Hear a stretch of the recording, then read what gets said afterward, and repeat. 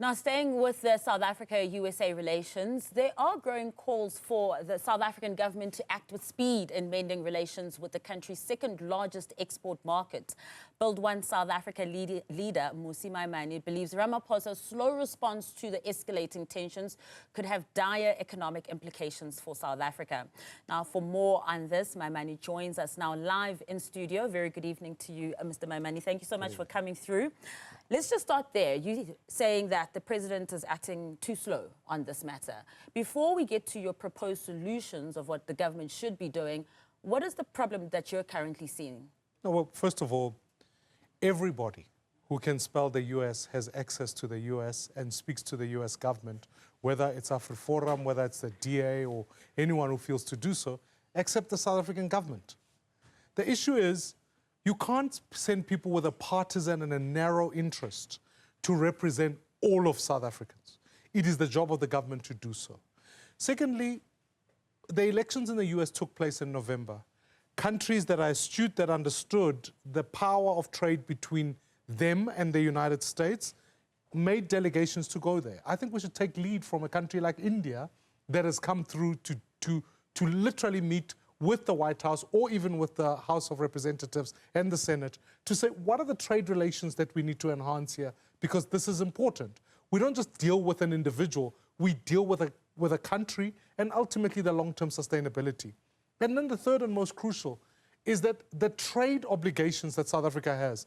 AGOA was up for review. It's part of the contract that there's a regularized review. And part of that review, we knew South Africa wasn't always necessarily seen in the best light from the US, given our alignments in certain spaces. Therefore, it would have been important, given the importance of AGOA to the South African economy. This is 100,000 jobs. This is a trade surplus that is to the benefit of South Africa and our balance of trade. It is also beneficial to the US.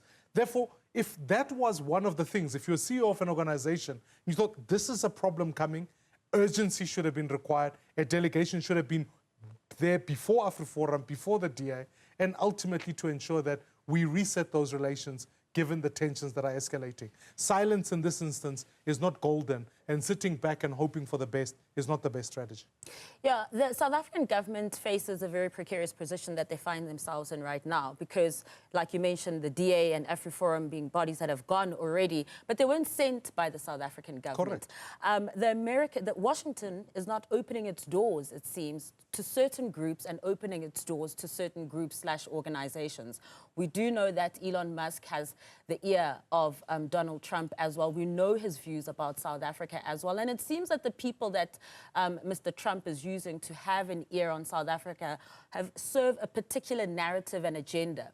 So how does the South African government, how does President Cyril Ramaphosa ensure that he goes to an environment that is welcoming and fertile for negotiations? We saw what happened when Zelensky was in the office as well and how he was treated. So how do you then manage that? Well, I think first and foremost is that, one, it's in our own internal communication. So we've started on Ambassador Rasool's comments. Where is the clarification from South Africa that says, actually, our understanding of what goes on in the US is X? Where's the clarification of some of the distortions that have taken place, i.e., how many farmers have been murdered or how many that there's been land seizures in South Africa, which is false information. So the absence of that clarity means a lie becomes a truth when it's said by certain people. Furthermore, as we reset trade agreements, it becomes important that a deal is struck and is narrowed on that. The first person to arrive in the US cannot necessarily be President Ramaphosa, but that delegation to Washington should have been there. We've always enjoyed that kind of access. So I don't always believe that it is exclusively that the US is saying no. It is also a function of us urgently saying, how do we have a bilateral, given also that South Africa is hosting the G20 summit, a delegation in the finance cluster had come to South Africa, so the door in some ways has that opening, and also the shutting down of PEPFAR, et cetera, has got dire implications on our health fund. So therefore, I think that it's a bit of almost victimhood that we want to sit back and say, well, they don't want us, and therefore this. This is an important relation. We should be urgently do it. I would much rather see a South African delegation arrive in the US fighting for all South Africans so that we're not represented by narrow partisans. And if it were to be kicked out, or whatever that looks like, or have a Zelensky moment, at least the world is able to see for itself what each country is trying to do, rather than us sitting back and allowing distortions to continue about us. Yeah, because we've also seen that this approach that the Trump administration has, it's not necessarily just for South Africa. This has been across the board, even for allies such as Canada as well, in the tariff wars that we're seeing playing out. Now, there's been mixed reaction about, of course, the comments that were made by our former ambassador. When it also comes to alignment as well, you said there's red flags there where South Africa has aligned itself with nations that are going to cause trouble with us, with the United States. Where does our sovereignty then come into play here? That we get to decide which countries we'd like to align with, and we won't be dictated to by other nations, even the United States.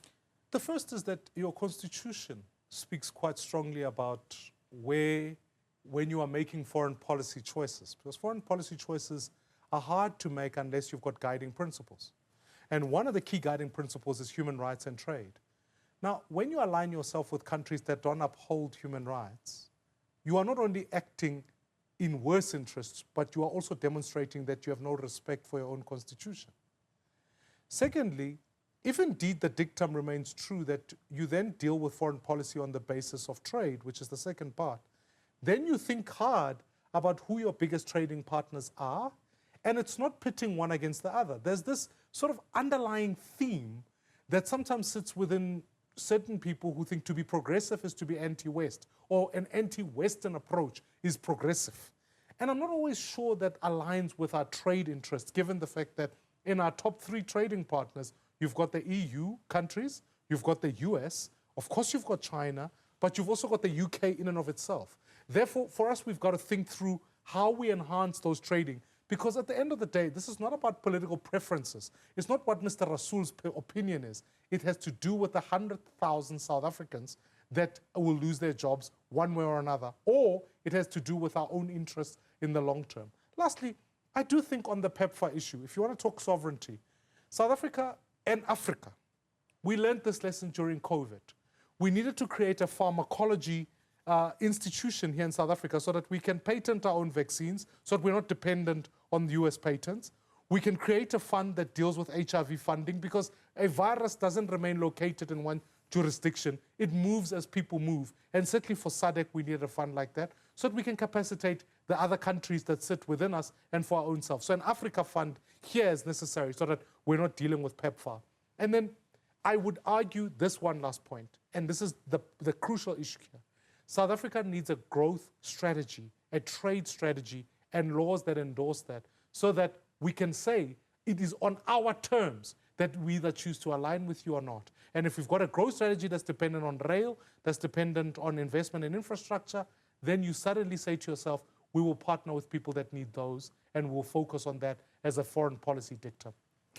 When it comes to aligning with countries of, questionable human rights, or countries that align themselves with countries that have questionable human rights, the United States is very close to Israel. Israel has been taken to the ICJ. Tens of thousands of Palestinians have been killed and continue to be massacred.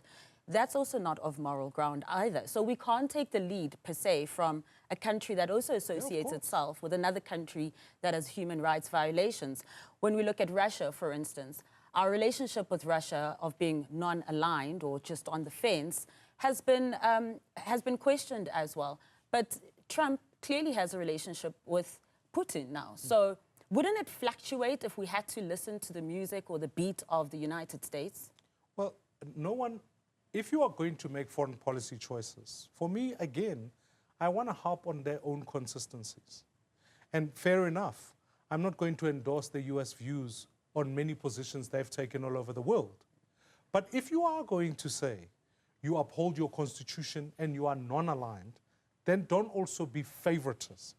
Don't also take spaces where ultimately you say to yourself, I will host the Iranian ambassador, knowing fully well that in that instance, comparatively, on a trade balance, on our relations with Iran and where it sits in the world, we have made our consequences and we'll face the consequences. So again, I think we await the case on the ICJ. South Africa has got a lot of work to do with Israel in and of itself.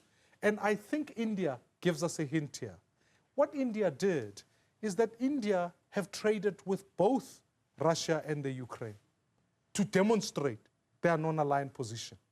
What India have done, even in the Israel-Palestine issue, despite the conflict that is going on there, and all of us all over the world need to see an end to that conflict, need to see justice take place, but we recognize the fact that if there's a global positioning of what a two-state solution looks like, we trade with both Israel and we do a lot of work with Palestinians. Therefore, South Africa must be consistent in its approach for the interests that it has stated up front. But if you then say you are no longer aligned and you pick one direction, then don't be surprised when you have to pick up consequences one way or another, good or bad, depending on the route you take. But all I'm asking is that your pronouncements, your actions, your interests must be articulated on growth and to achieve what nation you want to see in the long run. Finally, you know, our former ambassador, Ibrahim Rasool, is on his way back to South Africa. It was yesterday on Human Rights Day where the DA's Helen Zille was recommending or suggesting someone like Tony Leon to take up that space. There's also been backlash and mixed reaction to that too. Yeah. Firstly, what's your reaction to the suggestion of Tony Leon? And secondly, as Build One South Africa, who would you recommend as the new ambassador? I think more than anything, and this is where I've got to be specific, you've got to pick someone rather than an individual, and because it gets a bit tricky to pick individuals, but I would rather look at someone who potentially is a person of faith, because you can't take away the conversations around faith in the US. It has to be someone who understands trade and bilateral relations. It has to be someone with a strong history of a defense for human rights. And ultimately, it has to be someone who will recognize the fact that what part of the dilemma, and having been to Washington myself historically on different trips, recognition about the relations between that Africa Senate committee, that person needs to be able to represent the continent at large, equally so. So let's find a person that does that. I'm not convinced Tony Leon would meet that criteria if you put it forward. And as Build One South Africa, we need someone who will also be someone who wants to build one South Africa, who is multiracial in representation, given the fact that the AfriForums and all of them, when they arrive, certainly misrepresent some of what goes on in the country, but sow seeds of division within our own country.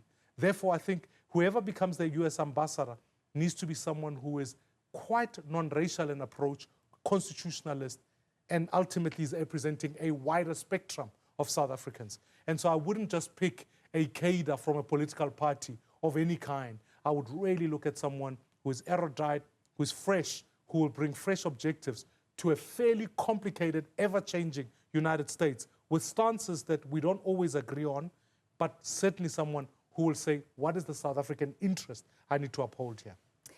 Mmusi Maimane, thank you so much for your time this evening and coming into studio to have this very important conversation. That's Build One South Africa leader Mmusi Maimane, as we talk about those relationships between South Africa and the United States at a very tender and fragile state.